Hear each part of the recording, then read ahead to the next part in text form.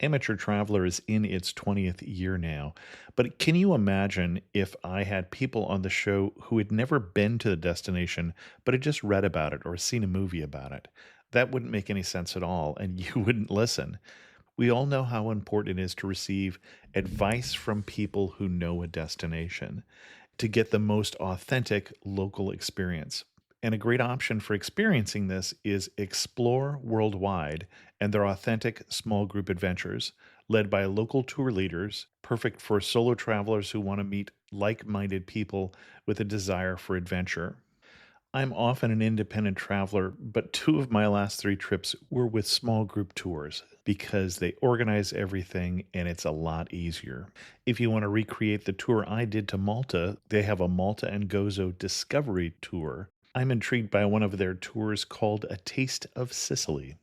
The company again is Explore Worldwide, and visit exploreworldwide.com to learn more. And thanks to Explore Worldwide for sponsoring this episode of Amateur Traveler. The nights are long, the days are short, and the weather is chilly to downright cold, depending on where you are. It's a good time to slip into a Quince iconic Mongolian cashmere sweaters, which start at only $50. You can treat yourself to everyday luxury at an affordable price with Quince.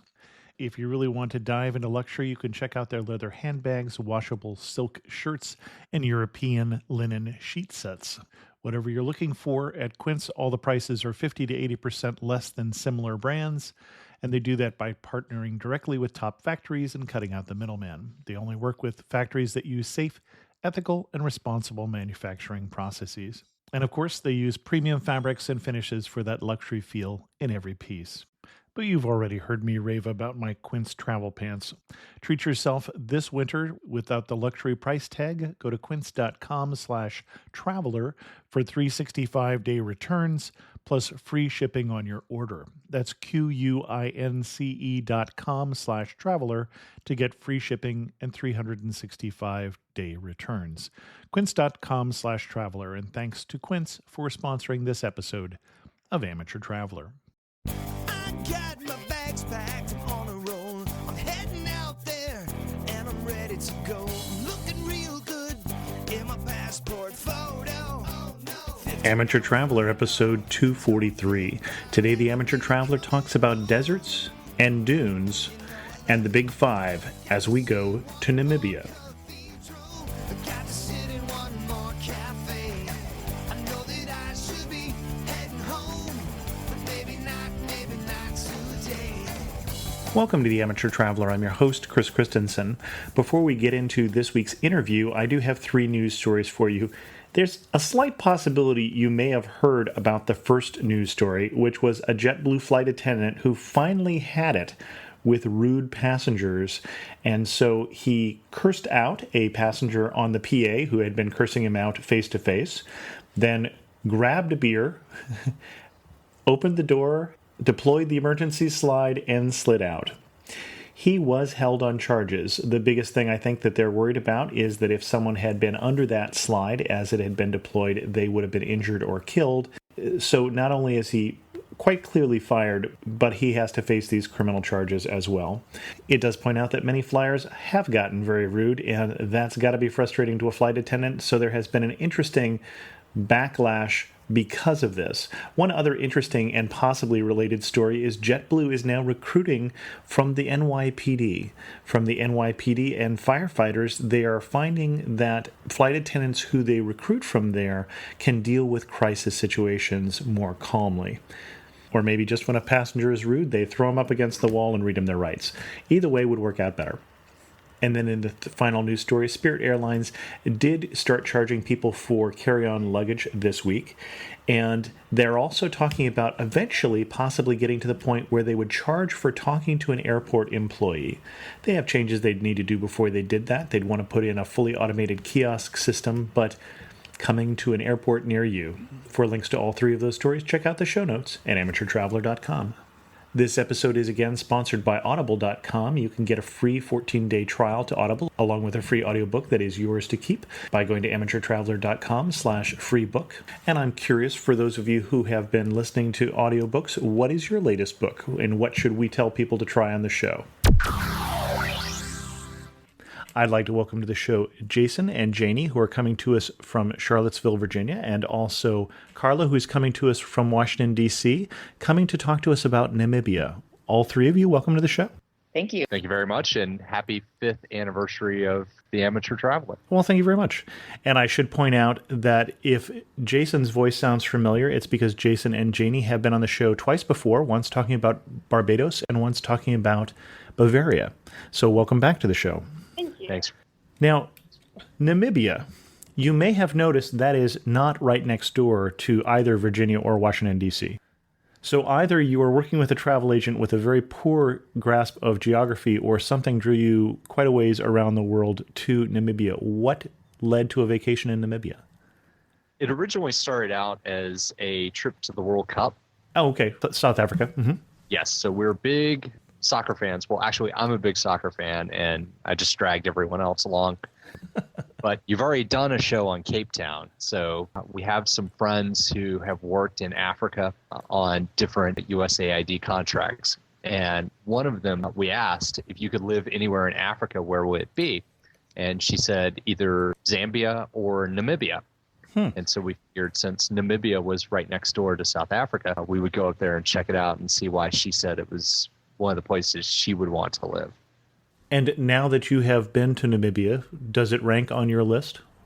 It ranks on mine, definitely. Interesting. I think at the risk of sending shivers of fear up the spines of our parents and the in-laws, it definitely would rank up there for me. It's very laid back, very pretty. There are some places that I don't think I would want to live, such as out in the salt pan by the watering holes where all the animals come, but it is a really nice place. Well, and when you paint that verbal picture, that is my picture of Namibia. You say Namibia, and I think desert. So what should I picture when I think of Namibia? Well, there definitely is a lot of desert. The Namib Desert covers a large portion of the country, but there's certainly more to it than that. There are beautiful mountains out there, and you're not going to find forests or anything, but there's really interesting plant life. And if you're someone that enjoys the outdoors, just being out there and enjoying the scenery and the scenery changing too is just a beautiful thing to see. And the country is incredibly remote on top of that. So, well, you're not going to come across a lot of towns, but you also just don't see a lot of man-made interference into the beauty of the country. Yeah, if I were to liken it to anywhere in the U.S., certainly, I mean, I said this the moment we landed, that it looked a lot like West Texas, but rural parts of Colorado and Arizona also come to mind. So I'm getting open, flat, arid. Not so flat. Okay. In fact, you're driving along the main roads, about every 20 minutes or so, the scenery just completely changes in terms of the little small mountains or maybe large hills, however you want to describe them. The colors that you see, more vegetation, less vegetation. So it does change. It's not like it's all the same. And even though we didn't go there, there are enormous dunes in the south part of Namibia called Sossusvlei, which is one of the tourist areas that it's very well known for. And there are also dunes, and we'll talk about later, in the Swakopmund and Walvis Bay area. So it's not just mountains, although there are plenty of smallish hill mountains, like Janie mentioned, but there's also a lot of sand and a lot of dunes. And don't forget that the Kalahari is also in Namibia as well, and I'm not sure if this is the area or if it was Botswana, but the gods must be crazy based on the Kalahari. That was the Kalahari. That's why I think of desert when I think of Namibia. So how about a quick overview on your itinerary, first of all? Well, we flew from Cape Town into the capital of Namibia, Windhoek. And from there, we got picked up by a guide that we had arranged previously, a group called Wild Dog Safaris. And our guide picked us up at the airport and drove us straight to Etosha National Park, which is in the northern part of the country. We did a camping safari for about 2.5 days. So we spent 2 nights there, just did game drive throughout the day from the morning until about the sun went down. And when that was over, they drove us to the town of Swakopmund, which is on the coast. We spent a couple of nights there as well and just explored the areas around Swakopmund. And from there, we took a bus back to Windhoek, spent our final night there, and flew back out. Now, when we've talked before about African vacations, we've really done the gamut on the Amateur Traveler, from backpacking to Africa to having the houseboy in the tent who is ironing your clothes even though you're out on the Serengeti. This falls where in that spectrum? Well, we certainly didn't have any tent boys ironing our clothes for us. We were more on the backpacking side. We did do a camping safari, which was not luxury camping at all. It was just the three of us and our guide named Pendy. We would help Pendy set up the tents when we got to our campsite. We helped him cook. We did all our cooking over a fire. So, we ate well, but it was more along the lines of bare bones camping rather than luxury camping that you can find where you've got a queen size bed with 400 thread count sheets and, your tent boy ironing your clothes. After that, we stayed in a very nice, comfortable guest house in Swakopmund, but again, there was no one ironing for us. All right. But they did wash my clothes. The ones that I had already washed left in the shower. That's true. They did wash your clothes. Washing's good. Washing is a step in the right direction. I mean, that was very nice. They didn't charge me for it either. And I think that's very representative of a lot of what we found in Namibia, just people really willing to go out of their way to help you to do anything. Yeah, it was a couple that owned the guest house where we stayed. They were, here, let me make you a dinner reservation. Let me make your reservation to do this, that, or the other. And it was all just part of you staying there. There wasn't an additional charge for it. There was nothing expected in return, I think is what I'm trying to say. Okay. Now, normally we ask the highlight of the trip. Each of you gets a different highlight in this one. Janie, let's start with you. What really stands out from this trip? I always wanted to do a safari, and I never, ever thought that I would. I mean, an African safari, more specifically. So to have done that, that was definitely the highlight. And when we say safari, are we trying to see the big five, or what are the animals that you're seeing in Namibia? Well, we saw 4 of the big 5, actually. We really lucked out. The only thing that we didn't see was the water buffalo because they're just not in that area. We saw a leopard. Oh, okay. That was actually the first thing we saw. Interesting. And it's the least common of the big 5. And so the big 5, so you saw, see if I can remember this, you saw elephants, lions, I don't remember what else is in the big 5. Rhino. Rhino. Rhino and leopard. Rhino and, Okay. And then the Excellent. water buffalo, which aren't there. Interesting. And I think of those, leopard, usually the hardest to see. I know that's the one I didn't see on my trip because they're nocturnal. Mm-hmm. Interesting. Well, I'll tell you the story about the leopard. We lucked out. Clearly. Yes, exactly. I'd rather be lucky than skillful. There are 3 rest camps in the Etosha National Park, and we were supposed to go to the one in the middle called Halali, but because it is a long, long drive from Windhoek to Etosha, we only got to the first one. And so we pulled inside the gate, and we're about to go to our campsite, and there's a car in front of us that stopped, and they wave us around, and then they motion for us to stop. And the window rolls down, and this South African peeks his head out of the window and says, "Do you want to see a leopard?" And we're like, "Are you kidding?" So inside of a bush, there was a leopard there, and you really couldn't tell at first until it started grooming itself, and then you could see the spots. But as soon as it stopped, because it was kind of close to dusk, you would lose it again, so you had to watch for the motion. It was really neat to see, but at the same time, it was inside the walls of the camp, so we were a little nervous about that, but we figured that there were probably 200 people staying there, and we had to be faster than some of them at least. And then Jason, same question. I think my highlight was seeing the Cape Fur Seal Colony, which is about 2 hours north of Swakopmund. It is the world's largest colony of Cape Fur seals. There are between 100,000 and 250,000 of them out on an area called Cape Cross. Our friends warned us about this, and there's just no way to really, really prepare yourself. They stink. They absolutely stink. But they are very cute. It's very neat watching them all interact with each other and watching seals crawl over each other to get into and out of the ocean. And so that, to me, just being out in the middle of nowhere, there were only a couple of little resort towns, and there was a desalination and salt mining area, but you really were way out there in the middle of nowhere, and then there's all these seals. It was just spectacular to view. Excellent. And then Carla, same question. Oh, it's a hard one to answer, but for me, it was the sand dunes that we got to see outside Swakopmund that Jason had mentioned earlier. The tallest, or what's usually the tallest dune in Namibia, it's just called Dune 7, is about half an hour south of Swakopmund, and there are signs for it actually. And we had planned to go surfing down the sand dunes. There are operators out there that'll take you out and put you on a board. You lie down and you just go flying down this 15-story tall sand dune at God knows how fast. So I really wanted to do this and, hope that I wouldn't die or swallow enough sand to suffocate myself. But the day that we had planned to do it, we woke up and it was a just terribly windy day.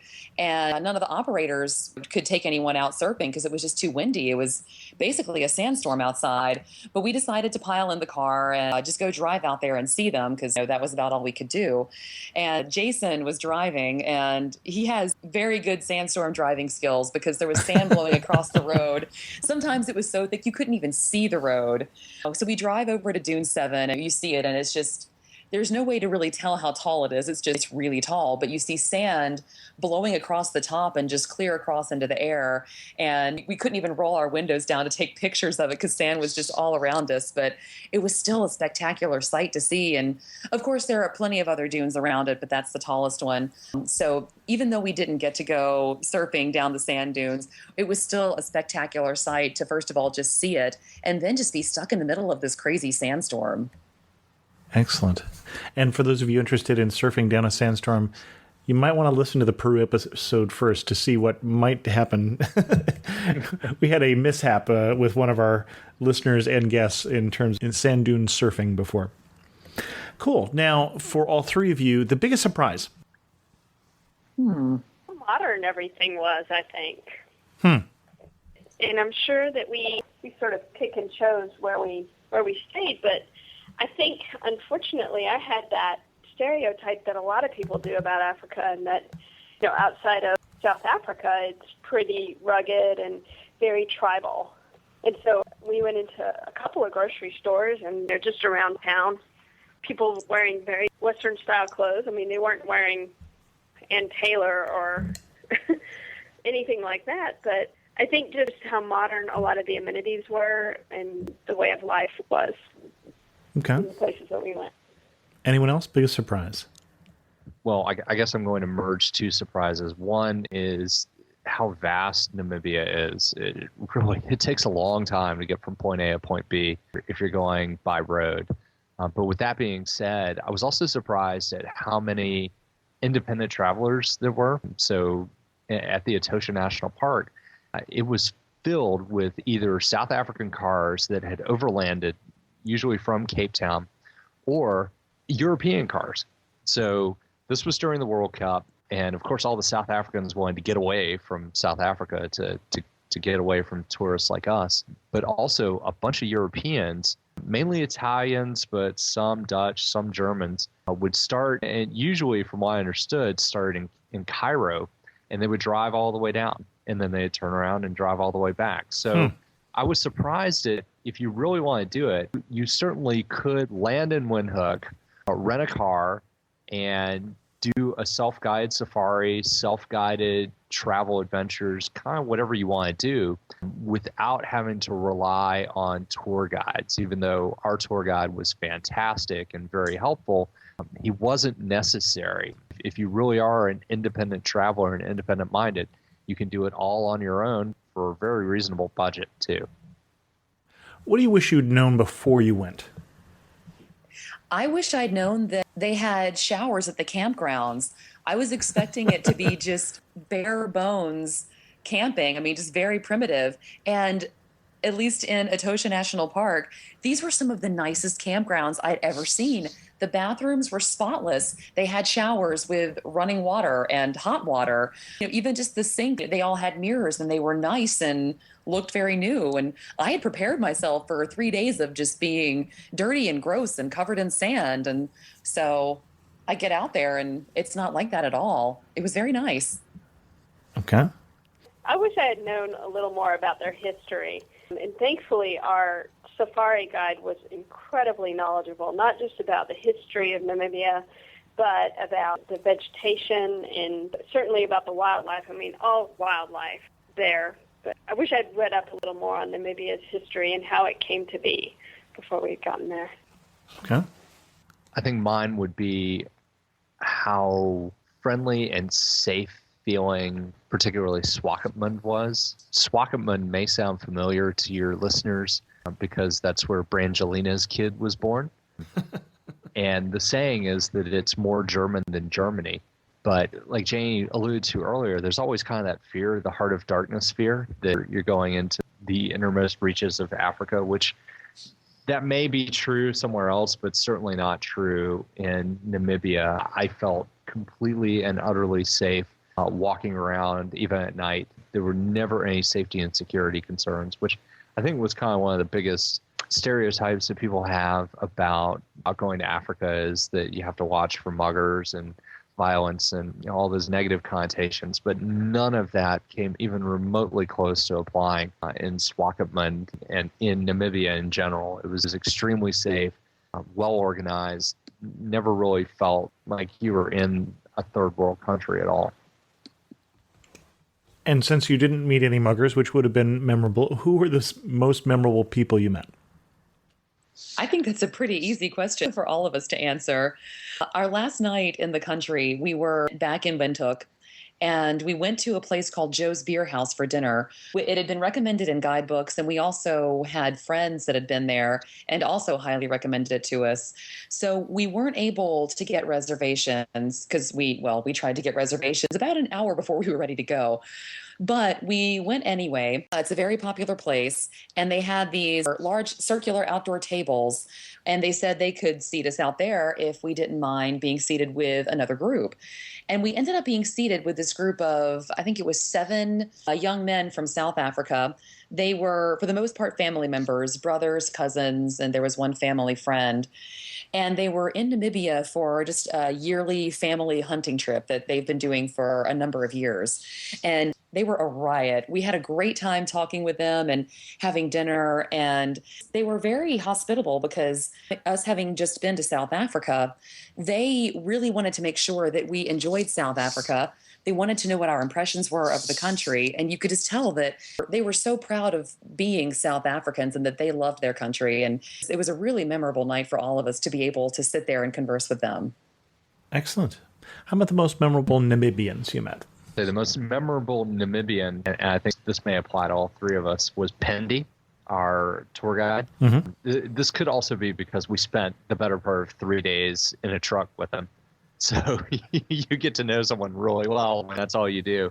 But what I thought was interesting about Pendy is he came from the Caprivi Strip, which is a little area in northeastern Namibia that kind of juts out. It actually comes to 4 corners. There are 4 countries that all border each other. It's Angola, Botswana, Zimbabwe, and Namibia. So Pendy was from the Caprivi, and there were only about 250,000 people there. There was a time when there was some significant cross-border tension and talk of independence of the Caprivi Strip. And so his tribe did things very, very differently. So one of the examples that he was giving was that when he wanted to get married, he would still have to pay a dowry. So he would have to pay so many head of cattle to the parents of whoever he wanted to marry. And the other interesting thing was that the Caprivi people also used heads of cattle as birth control. So if a woman... I'm sorry. Odd mental image there, but okay. Yep. So if for some reason a woman became pregnant out of wedlock, then the father of the child had to pay a penalty of 20 head of cattle, which is about $4,000 US. And so Pendy figured it was a great way to keep the population down. Of course, he was also concerned that none of the other tribes in Namibia shared the same strategies. So they would have lots and lots of people, and the Caprivi population was kept relatively low because it was so expensive to have a child, because you had to round up so many head of cattle. So he had a very interesting take on a lot of things. But what I also thought was neat is that he actually became a tour guide so that he could learn how to cook. So he didn't know how to cook, became a tour guide, and wound up cooking us 2 fantastic meals for dinner and We had great breakfast with them and a lunch of hamburgers of all things. So, Pendy, you've learned very well. And one other person, this wasn't somebody that we actually met, but it struck something with me. As we were returning our rental car and walking to the bus station, which was about an hour away, even though it's winter down there, it was quite warm. It was probably in the mid-80s that day, and we had all of our gear with us, so full backpacks and carry-ons and other stuff. And we were hightailing it to the bus stop because we were a little bit late. And as we passed an intersection, there was a very nice-looking gentleman who actually offered us a ride. And I thought, wow, that would never happen in the States, probably. And if it did, you wouldn't trust the people. Exactly. And you know, I mean, we politely declined them just because it was a gut reaction, although I think about 20 paces down the road, we were questioning that decision.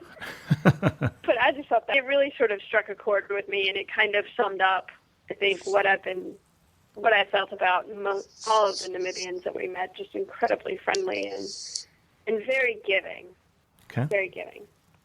Did you have anything where you read the guidebooks that you should really see this, but when you saw it, you were disappointed, or vice versa, that things that the guidebooks left out? Personally, I didn't think there was much of anything in Walvis Bay, unless you wanted to eat oysters. Okay. Anything else? I second the idea about Walvis Bay. It's the second largest city in Namibia, and you would think that because it's that big, it would have something happening, but it's really just a shipping port. Now, we may have missed the activities because we visited in the middle of a blowing sandstorm, but nothing that we saw there made us think, wow, we want to go back. Alternatively, I think one of the areas I would have loved to have explored more if we had time, and it doesn't get much ink in the guidebooks, is Henties Bay. And I'll spell that for you, HENTIESBAAI. And I'll put a link to that in the show notes. Okay. And the reason that I thought was interesting is it's on the road north of Swakopmund on the way to where all the Cape Fur seals are. And you're in the middle of nowhere, and you're driving along this road that you can go 130 kilometers an hour on, and just nothing but sand and salt. And all of a sudden, here's this little town. And it's almost, if I had to imagine what an Old West town with electricity would be like, this is what Henties Bay was to me. And it's also the place where I had pizza with bananas, and I thought that was kind of cool. So, and I'm probably giving away the food, but so that, I think if you had a chance to check out some of the smaller little vacation or resort towns on the coast, that would probably be pretty interesting. And there's a lot of stuff about Sossusvlei, but also from what we heard from friends, and this again doesn't get much coverage, but the Orange River, there's a lot of great whitewater rafting opportunities down there. Of course, we didn't get to go, but I think if we went back, that would be something that we would want to check out as well. Excellent. Now, I'm going to go out on a limb here and say that banana pizza is not necessarily the signature dish for Namibia. Not unless you're in that bar. Okay. It was good, though. What should I expect when I go to Namibia? A lot of Lots game wild meat. game. Okay. All right. I think that's a unanimous answer. But also, obviously, because it's bordered by the ocean, a lot of seafood. And with the German influence in Lots of Swakopmund, you oysters. could find, some typical like German potato dishes. So there was that little bit of influence that we noticed there. Interesting.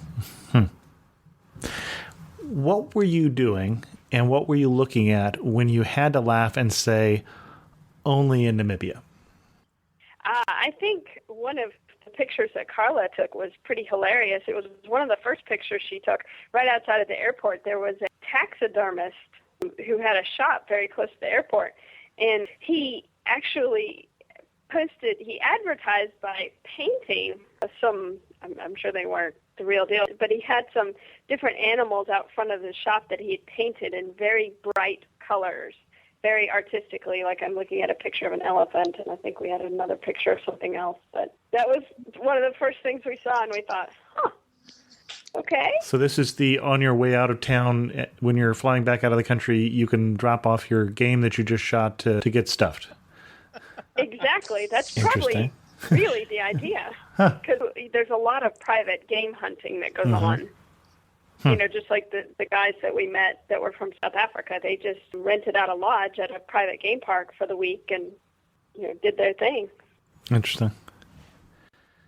Okay, how about this sentence? Finish this sentence for me, if you will. You really know you're in Namibia when what?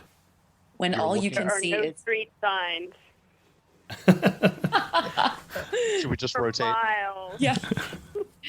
Janie, you go first. Sorry. I said There you are go no first. street signs for miles. So this is one of those places where you navigate by turning left at the red house, which has been painted blue for about 12 years? Yes. Okay. There actually is Actually, it's more one of like- those little towns right north of Swakopmund that it's a bunch of farmers built their vacation houses there. And that literally, they all have big water towers on top, and they're all painted different colors. And we asked the people at the guest house about this. So what's the story with this? And that's exactly the story. It is, my house is 2 down from the house with the blue water tower and the red roof. Now, that would make me wonder about the literacy rate in Namibia. It's pretty high. I think I Is read it? it's Okay. about 85%. Okay. Does that sound right? So just tradition. Okay. Yeah, I think just in small towns like that, you just don't really have a need for street signs. Okay. And I think, Carla, you had a different answer to that question. I was going to say, you know you're in Namibia when you are in your car and you can't see anything but sand. Okay. In a good way. Jason, did you have an answer for that one? You know you're in Namibia when you can bring a bottle of wine out to a viewing area where they have spot-lit a watering hole and you can sit and drink wine while watching rhinos fight each other. Okay. Interesting. When in Namibia did you feel furthest from home, and when did you feel closest to home? Well, furthest from home would have to be at the safari park, at the national park, because you certainly just can't see anything like that here unless you're at a zoo. Okay. I would agree. I mean, being in Etosha National Park, just seeing all the animals everywhere and just the landscape is so different from anything you see, at least on the east coast of the U.S., that combination, it made it very surreal, but it was beautiful. And then closest to home would be the banana pizza. Is that right? That or Joe's Beer House in Windhoek. Okay. Yeah, that's probably true for me as well. Anything else that people really should know before they go to Namibia? Maybe one warning. They are very, very concerned with their environment and about protecting their resources, so they do ask you to do the same while you visit and to just respect not only nature but respect the resources that they have. They work very, very hard to have what little they have, and they want to share it, but they want you to be respectful of it and understand that water is just not as plentiful in their country as it is in other places, for example. I would say be prepared for very long trips if you're going overland to get from one place to another. So if you start out at Windhoek, Etosha is a good 7 to 8 hour drive, and that's going 65 miles an hour the whole way. Susavlay is about another 8 hour drive going south as opposed to north, and Swakopmund is about a 4.5 hour drive to the west from Windhoek. So it's a much larger country than you think it is. Maybe all the Mercator maps kind of don't do it justice, but it takes a long time to get from point A to point B, even though you're not stopped in traffic, you're not behind a donkey cart, it's nothing like that. So if you're going, just make sure that you bring a good book or lots and lots of CDs. I would say bring some padding for your rear end if you're going to go on a camel ride. Jason and I found out the hard way. The camel saddles are not the most comfortable thing to sit in. And also, I don't know what their problem was. Janie was fine. Jason and I had problems with the saddle. it was a long flight back after that. And It was. Also, hang on for dear life when the camel stands up, because it stands up, I guess, back end first, and so you get tilted over at a good 45-degree angle. So if you're not holding on for dear life, you're going to go tumbling down. As we go to wrap this up, if you had to summarize Namibia in 3 words, and we'll give you each one word, how would you summarize Namibia? I'm going to go with remote. Okay.